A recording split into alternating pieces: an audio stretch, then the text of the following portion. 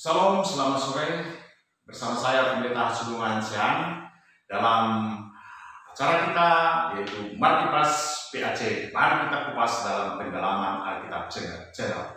Hari ini kita akan membahas tentang persiapan khotbah kita pada hari Minggu 1 November 2020, yaitu dari 2 Raja-Raja 23 ayat 1 sampai 14. Saya menganggap saudara sudah membacanya di rumah, atau jika Anda belum membacanya, silakan video ini di stop sebentar sampai Anda membacanya dan kita mulai lagi.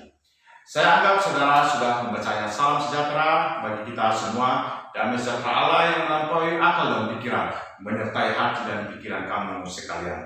Tema yang diberikan pada saat ini kepada kita yaitu reformasi spiritualitas. Apa itu reformasi? Bagaimana latar belakang reformasi spiritualitas ini? Saudara-saudara, kita melihat dalam 2 Raja-Raja 23 1 sampai 14, yaitu reformasi yang dilakukan oleh Josia. Josia adalah raja yang taat dan tunduk kepada Tuhan, dan dia melakukan reformasi dalam tubuh rumah ibadah, dalam umat Yahudi, dalam peribadatan orang Yahudi. Adanya percampuran ibadah, percampuran atau sinkretisme dalam ibadah mereka. Adanya penyembahan dewa Baal dan dewa Asher. Adanya juga praktek pelacuran dalam rumah Tuhan. Saudara-saudara yang terkasih dalam Yesus Kristus, setelah Daud dipimpin Salomo kerajaan Israel, maka Israel juga pecah dua, yaitu Israel Selatan dan Israel Utara. Mereka semua adalah raja-raja kecil yang tidak mempunyai kekuatan dan power seperti Daud. Saudara-saudara, mereka bagaikan raja-raja boneka yang membayar upeti kepada bangsa-bangsa lain. Tidak seperti kepemimpinan Daud, di mana orang-orang bangsa-bangsa lain Palestina langsung membayar upeti kepada Daud. Saudara-saudara, begitu lemahnya raja-raja setelah kepemimpinan Daud, sehingga karena kelemahan mereka, sehingga karena ketakutan mereka kepada bangsa-bangsa lain, terjadi juga percampuran dalam ibadah Tuhan, dalam ibadah di rumah Tuhan. Banyaknya kepentingan dalam praktek itu, sehingga peribadatan, peraturan Tuhan itu berubah sesuai dengan kepentingan dan keinginan masing-masing daripada raja-raja itu. Saudara-saudara, adanya kepentingan masuk dalam praktik ibadah ternyata membuat praktik ibadah itu menjadi tidak berkenan di hati Tuhan, menjadi ibadah yang berhala bagi Tuhan. Saudara-saudara yang terkasih dalam Yesus Kristus, inilah yang harus kita lihat apa motivasi mereka. Karena ada kepentingan, ketakutan mereka kepada bangsa lain, sehingga mereka harus menerima pengajaran bentuk ibadah yang ada dalam rumah Tuhan. Saudara-saudara yang terkasih dalam Yesus Kristus, di sana dikatakan ada dewa Baal, dewa Aserah, ada juga praktek pelacuran. Dewa Baal itu berhubungan dengan masalah kesuburan. Tentunya berhubungan dengan masalah kesuburan akan dikaitkan dengan praktek pelacuran di dalam rumah ibadah, rumah Tuhan. Karena penyembahan kepada dewa Asyur, maka otomatis tindakan perilaku tentang pelacuran di rumah Tuhan adalah halal menurut penyembahan kepada dewa Baal. Karena itu selalu berhubungan dengan masalah kesuburan. Saudara-saudari yang terkasih dalam Yesus Kristus, berhala itu disebabkan karena adanya kepentingan kita di dalam diri Tuhan. Sering sekali saudara-saudara bahwa memiliki Tuhan supaya kepentingan kita ditampung oleh Tuhan. Kepentingan kita dipenuhi oleh Tuhan, diakomodir oleh Tuhan.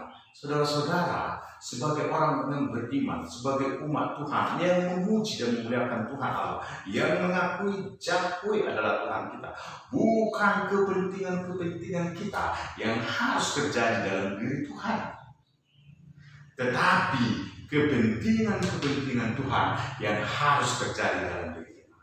Oleh sebab itu, berhala sering terjadi adalah ketika kita menginginkan sebuah pribadi memenuhi kepentingan kita. Saudara-saudara, saudara pergi ke dukun, saudara pergi menyembah dewa berhala di hutan atau di kayu-kayu yang besar supaya kepentingan saudara terjadi. Saudara pergi ke dukun supaya kepentingan saudara segera bisa menikah. Saudara pergi ke dukun supaya kepentingan saudara bahwa saudara bisa berusaha dengan sukses, bisnis saudara bisa menjadi lancar dan begitu laris. Itulah kepentingan kita itu terjadi di dalam diri orang yang kita puja dan puji. Saudara-saudara, semua akhirnya bergeser. Jadi kepentingan kita itu membuat pergeseran itu. Kepentingan orang Yahudi supaya tidak dihancurkan, supaya tetap bertahan, maka mereka sangat toleran menerima bentuk-bentuk pengajaran dari agama. Saudara-saudara yang terkasih dalam Yesus Kristus, ya, apa itu reformasi? Banyak orang berkata bahwa reformasi itu adalah pembaharuan. Ada yang mengatakan bahwa reformasi itu adalah perubahan. Itu semua tidak salah. Tapi saya memiliki konsep yang berbeda tentang reformasi. Reformasi adalah kembali kepada format semula. Apa yang dilakukan oleh Josia adalah bagaimana ibadah mereka harus kembali kepada format yang semula. Format yang alkitabiah. Format-format yang telah diberikan Tuhan. Saudara-saudara yang dikasih dalam Yesus Kristus, bahwa reformasi spiritualitas seperti tema yang diberikan kepada kita. Bagaimana kita kembali kepada spiritualitas yang benar yang diajarkan Tuhan kepada kita.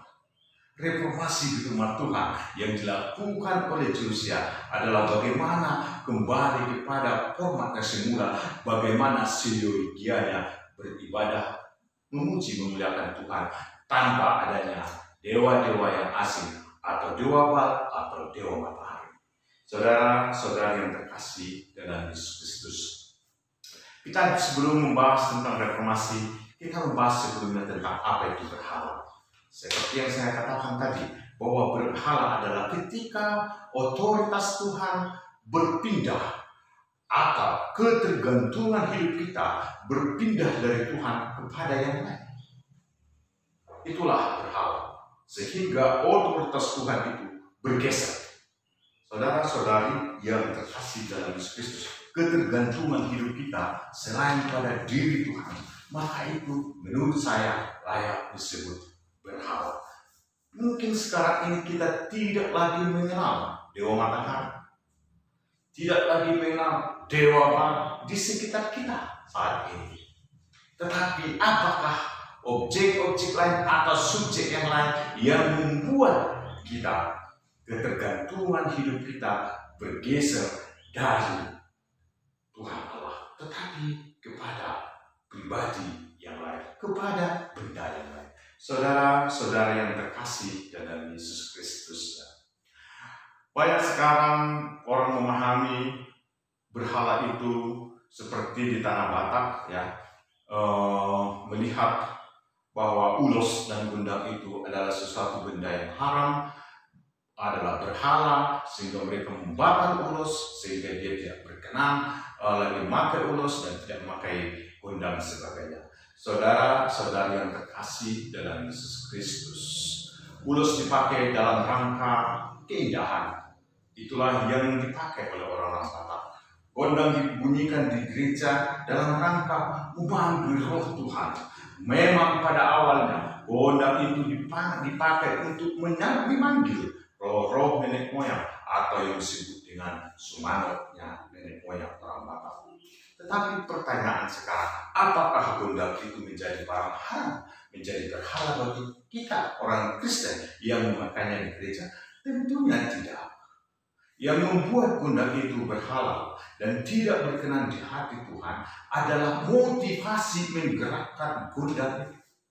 Kalau gondang itu dulu digerakkan, dibunyikan untuk memanggil arwah sumanot nenek moyang, tetapi saat ini gondang itu dipakai, dipergunakan, dibunyikan di dalam rumah Tuhan dalam rangka memuji Tuhan dan memanggil Roh Kudus. Apakah salahnya gondang? Tidak terletak pada gondang, tetapi terletak pada motivasi menggerakkan itu. Jadi tadi berhala disebabkan oleh kepentingan. Kedua, disebabkan oleh motivasi kita dalam menggerakkan benda-benda itu. Saudara-saudara yang terkasih dalam Yesus Kristus, saya contohkan saudara-saudara, ya, pisau. Sudah banyak orang mati karena pisau. Bunuh-membunuh, perang dengan memakai pedang, pisau. Apakah itu benda berhala? Seberapa banyak orang mati karena pisau? Lalu ketika orang membunuh memakai pisau, apakah pisaunya yang dipenjarakan? Tidak, tentunya yang menggerakkan pisau itu. Motivasi kita memakai pisau itu adalah untuk membunuh, maka pisau itu akan menjadi haram, menjadi benda yang berhala, bergeser otoritasnya, di mana bahwa harga hidup kita, ya, saudara-saudara sekalian, harus dibayar dengan membunuh. Padahal ketergantungan hidup kita adalah kepada Tuhan, bukan kepada kemampuan kita, tapi kepada kemampuan Tuhan. Bergeser. Saudara-saudara, jika orang membunuh memakai pisau, pisaunya tidak pernah dipenjarakan. Tetapi orang yang menggerakkan pisau itu yang dipenjarakan. Memang pisaunya akan ditahan sebagai barang bukti, tetapi kesalahan itu tidak pernah ditujukan oleh hakim kepada pisau. Saudara-saudara, reformasi spiritualitas pada saat ini adalah reformasi di mana kita mengubah, ya, mengembalikan format spirit kita kepada Alkitab, bukan kepada pemahaman-pemahaman yang lain. Ya, saudara-saudara yang terkasih dalam Yesus Kristus, ya, berhala-berhala modern sekarang ini juga terjadi pada pikiran kita, bukan dalam bentuk benda, ya, bukan bentuk-bentuk atau dewa-dewa yang lain, tapi juga dalam bentuk pikiran kita. Saya pernah beribadah dalam sebuah gereja, di mana pendiri gereja itu sampai sekarang masih hidup. Ya, saya tidak menyebutkan gereja apa itu. Saya sudah 2 kali beribadah di sana. Teladan hidup pendeta yang menyampaikan firman Tuhan itu adalah pendiri gereja itu. 10 kali nama pendiri gereja itu disebut, baru sekali nama Yesus disebutkan. Saya perhatikan itu selama 2 kali.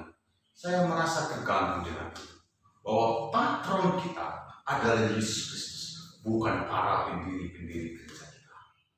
Ini berhala modern telah bergeser otoritas mereka, telah bergeser orientasi iman mereka, pengajaran mereka dari pengajaran Yesus kepada pengajaran para pendiri gereja mereka.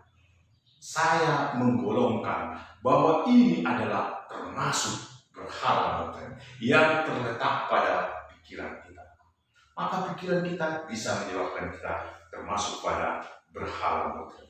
Saudara-saudara masih ingat, ya, dulu ketika heboh-hebohnya tinju kelas dunia Mike Tyson, Holyfield, sering ditayangkan jam 10 pagi pada hari Minggu. Seberapa banyak bapak-bapak tidak ke gereja hanya karena ditayangkannya secara langsung tinju dunia di Amerika. Bergeser, di mana kebahagiaan hidupnya adalah menonton tinju dunia. Ketergantungan hidupnya bahwa dia bahagia hanya karena nonton tinju dunia. Tidak lagi kebahagiaan hidupnya karena memuji dan memuliakan Tuhan. Maka televisi yang saudara miliki bisa menjadi berhala modern. Bergeser ketergantungan kita dari Tuhan kepada yang lain. Saudara-saudari yang terkasih dalam Yesus Kristus, itulah yang perlu juga kita koreksi di dalam diri kita, supaya mereformasi spiritualitas kita, membuat kita hidup bahagia, hidup damai, hidup tenang. Banyak sekali pada zaman ini mereka yang mengaku beriman, mengikut Kristus yang setia, tapi tidak pernah nyaman dengan keberadaan orang-orang yang berdosa di sekitar. Hidupnya semakin menderita, wajahnya semakin berubah, air wajahnya pun semakin sedih ketika dia menyatakan dirinya sebagai orang yang percaya. Dia menderita, dia mengutuki, dia terganggu dengan dosa-dosa orang lain. Padahal belum tentu itu adalah dosa. Hanya karena perbedaan pengajaran dan dogma gereja. Lalu bersedia membenci, menghakimi orang lain, menuduh orang lain. Apakah itu yang disebut iman? Apakah itu yang disebut spiritualitas? Bahwa iman saudara membuat saudara enak makan, membuat saudara enak tidur, membuat saudara enak bermimpi, enak tersenyum, enak menyapa orang. Mari kita reformasi bahwa iman yang kita miliki itu harus membuat kita bahagia. Jangan terlalu menderita dengan dosa orang lain, karena Tuhan Yesus sudah cukup menderita dengan dosa-dosa kita. Saudara-saudara, selamat menjadi seorang Kristen yang berbahagia, seorang yang mereformasi spiritualitas dalam dirinya. Saudara tidak diberi hak untuk menghakimi orang-orang yang berdosa. Saudara hanya diberi tanggung jawab menyampaikan firman Tuhan. Dan pertobatan itu adalah pekerjaan Tuhan.